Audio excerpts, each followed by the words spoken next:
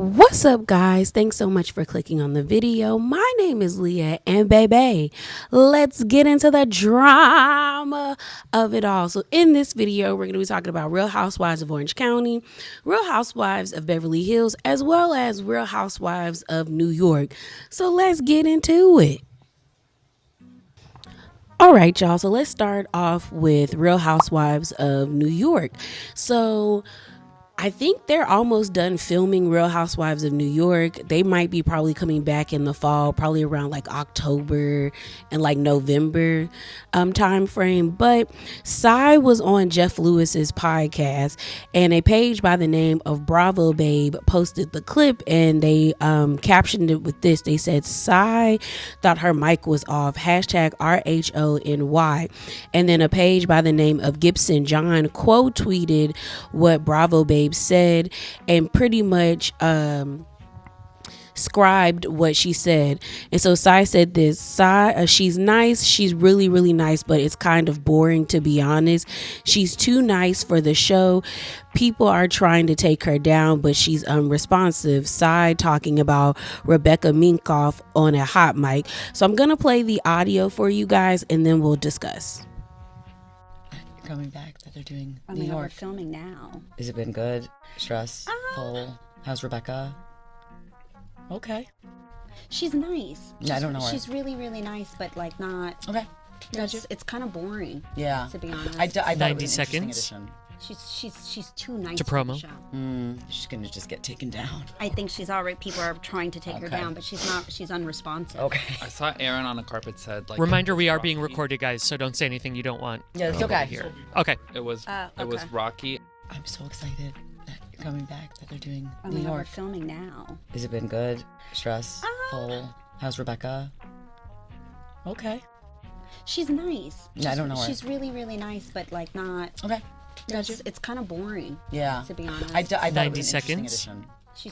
She's too nice To for the promo. show. She's gonna just get taken down. I think she's already. People are trying to take her Okay. down, but she's not. She's unresponsive. Okay. I saw Aaron on a carpet said like. Reminder, we are being Rocky. recorded, guys, so don't say anything you don't want Yeah, it's people to okay. hear. Okay. It was Rocky. So that was the clip. Now, I don't know if I would consider that a hot mic moment because they took a break. She knew they were taking a break. It's not like they turned off the microphones when they take a break. But what I will say is, is that maybe she didn't know that they were still filming. Maybe she thought they were going to pause filming and not continuously film. But yeah, and also it kind of feels like a setup, like that lady was asking her questions, but I mean, like, Cy's a grown adult. She didn't have to answer them. Now, I don't know much about Rebecca Minkoff, who she was talking about. I heard that she was filming and she might be a part of the cast, but it does seem like she is a bit boring and she's not engaging because a page by the name of the Andes of Bravo posted a screenshot. I guess either they were speaking to her in her DMs on Instagram or somebody posted this and they just screen grabbed it and brought it to Twitter. But they captioned the post with this: guys, maybe Cy was right. I have no hope for hashtag RHONY newbie Rebecca. And so somebody sent a screenshot of what Cy said with Jeff Lewis, and then she laughed at it, and then the person said, please gather her for us, you're a queen. And she said, gather her, and the person said, like, put her in her place, LOL. So it's given that either Rebecca doesn't know what's going on, or she really is like not willing to engage in the reality antics of being on the show, which I feel like, why put her on this show? I think that's my issue when it comes to New York now. Like, yeah, first season I gave it to y'all because it was a reboot and y'all were brand new, but your second season needs to give us more. And based off the pictures I've seen, it's not really giving that. If I'm being all the way 100, it's kind of giving boring. And to me, Real Housewives of New York has never really been boring. It's always been chaotic and drunken filled, but a lot of these women have names for themselves, so they're not gonna push their limits because they don't want to, you know, look bad out in, like, you know, the press or like out in the public.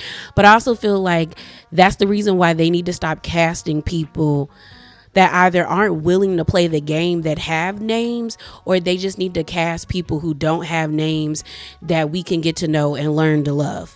All right, you guys, so let's talk about Real Housewives of Beverly Hills. So it looks like the ladies have started filming. This was posted on Mother's Day by Queens of Bravo, and they stated, your first images of the new season of hashtag RHOBH are here.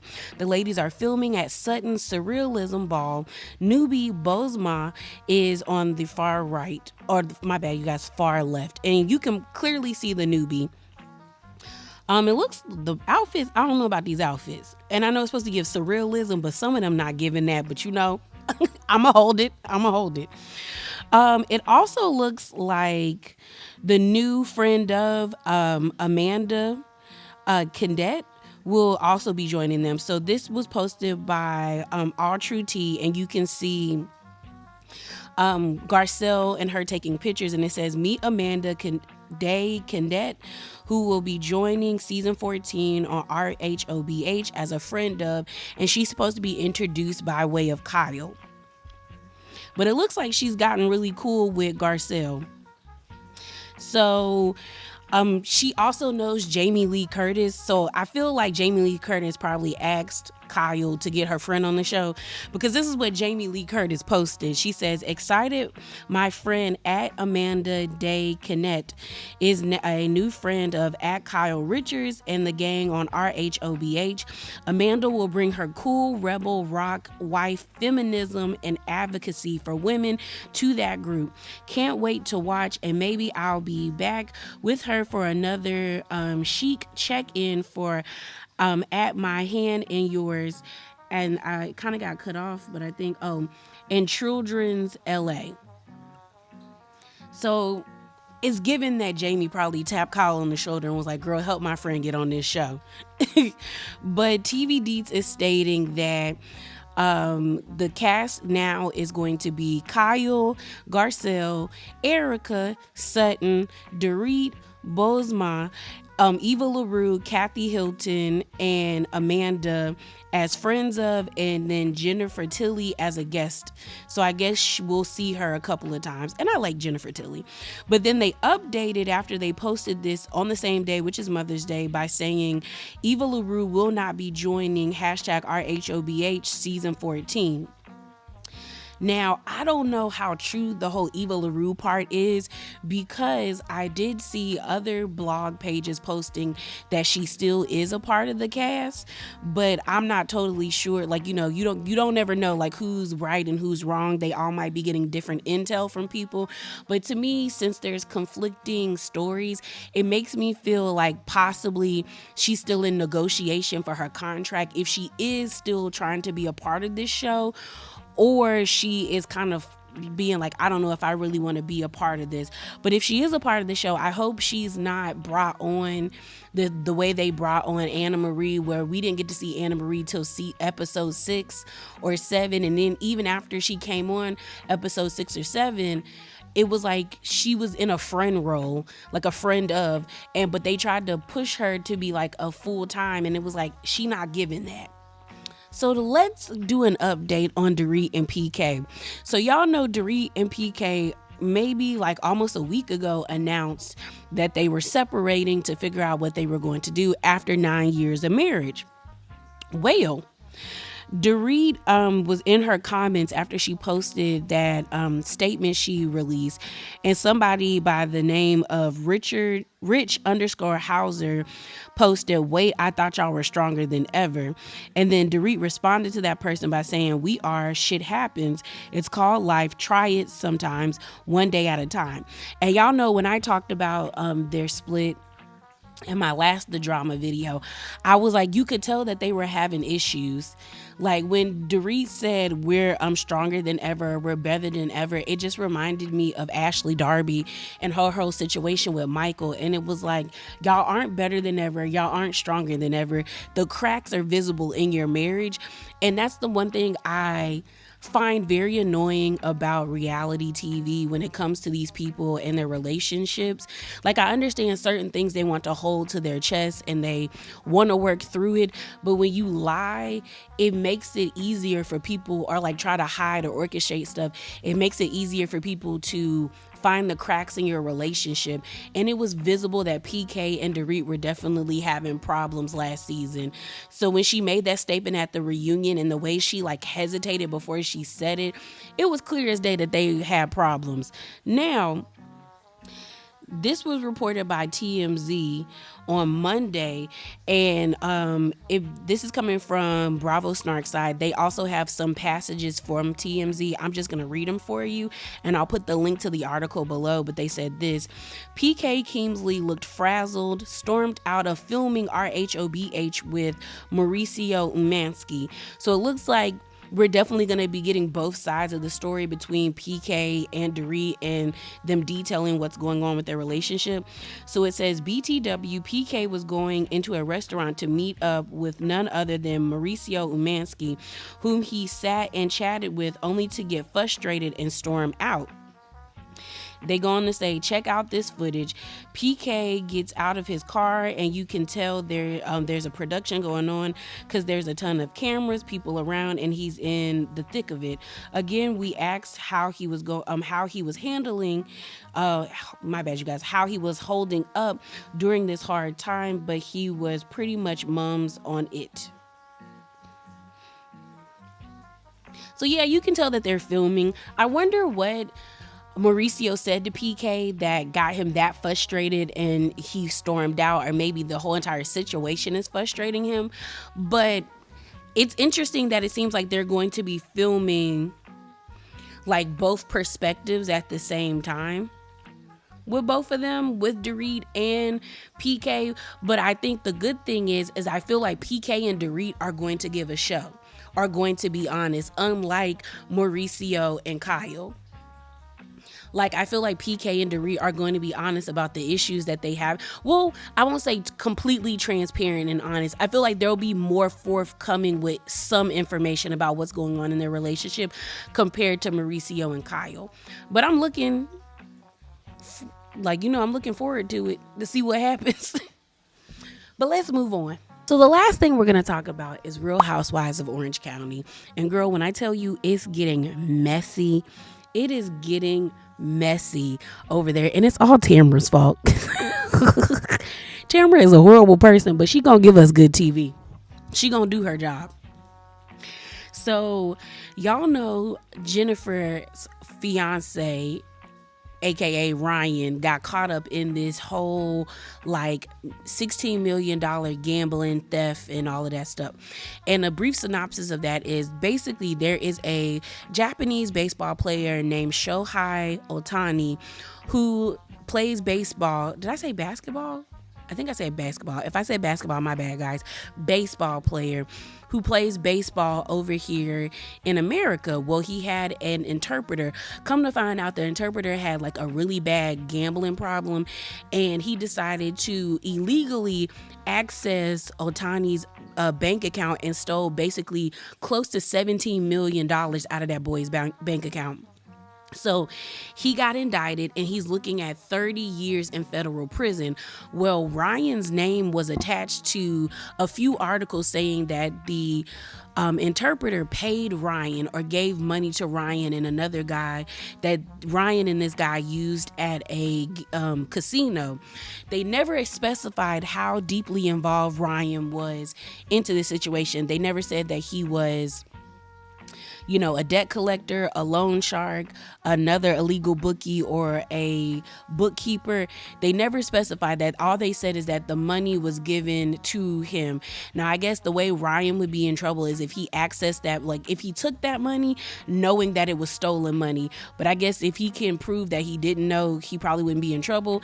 In most of the articles that I read about the situation, they said that Ryan and his lawyers are working closely with the FBI. So there's that. And it looks like filming, they picked the cameras back up. They had just started filming their confessionals like a day or two ago. Like, I seen a picture of Gina looking a mess Walmart Gina looking a mess. And I don't know what she gonna do now that they closing Chili's. But Gina was in her, like, posted a picture of her in the confessionals. So she's getting ready to film her confessionals. I think I saw one with Jen as well. But they picked the cameras back up. I think they wrapped filming like about a month ago. I feel like I remember seeing some video with Tamra, Jesus Jugs, aka Alexis, and John filming, and they were like, and she was like, yay, we're done filming, and they looked like they were in like a private room at like a restaurant.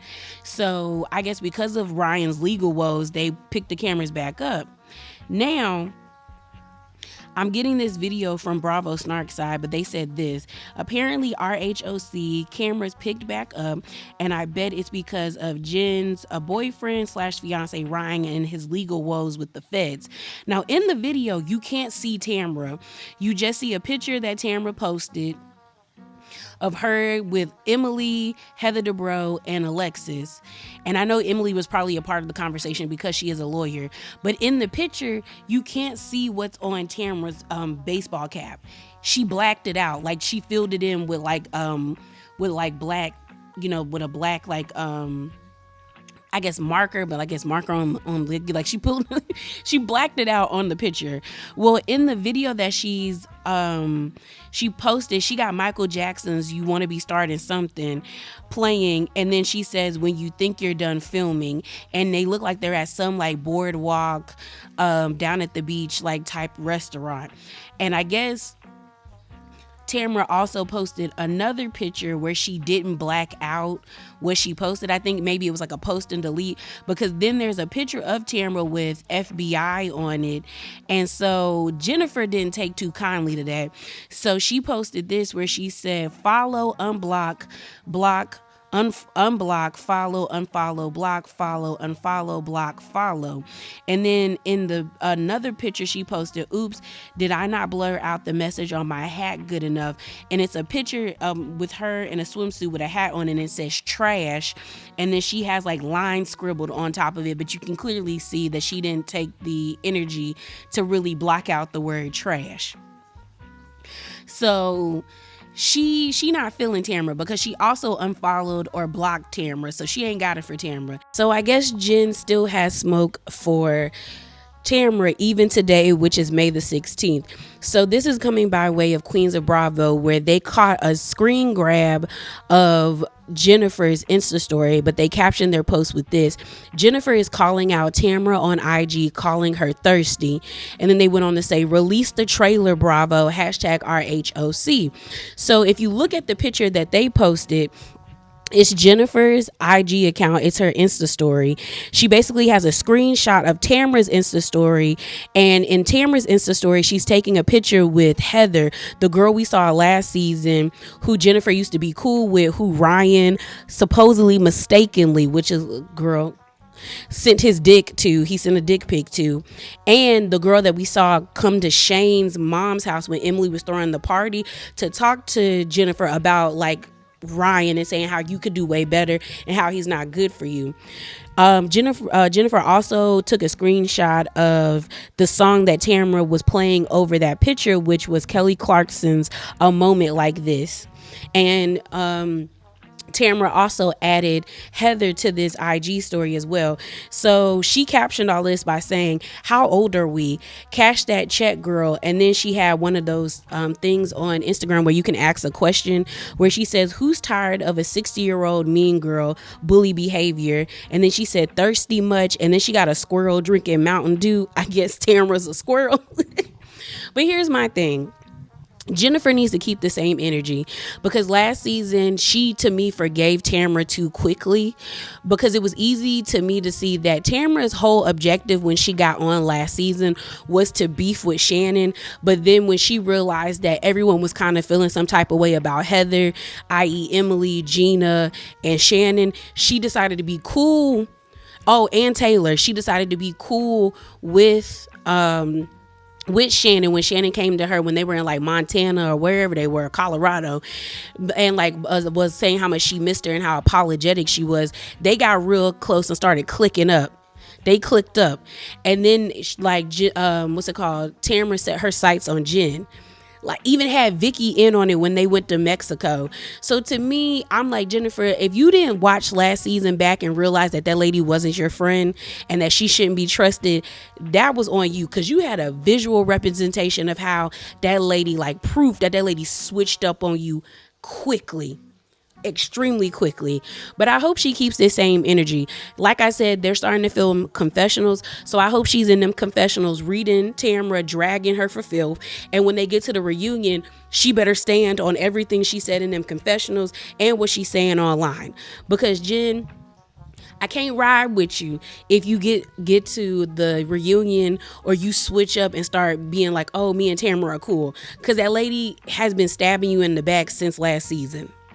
But also, Tamra wasn't wrong. That's the problem. Like, Tamra wasn't wrong about Ryan. Like, when Emily confirmed that her mother-in-law knew about Ryan because she worked out at the same gym that Ryan went to, and everybody sees Ryan as the town whore, I was like, Jen, it is what it is at this point. You just want to be willfully ignorant and live in delusional bliss. But it's like the way Tamra went about it last season was really wrong and disrespectful, because it's like you brought your friend on this show to clown her, and that's messed up. But I'm ready to see OC. But yeah, y'all, that is it. That is all. Remember to be bravely authentic, and definitely hop down in these comments below and share your thoughts with me. And I'm out, y'all. Deuces.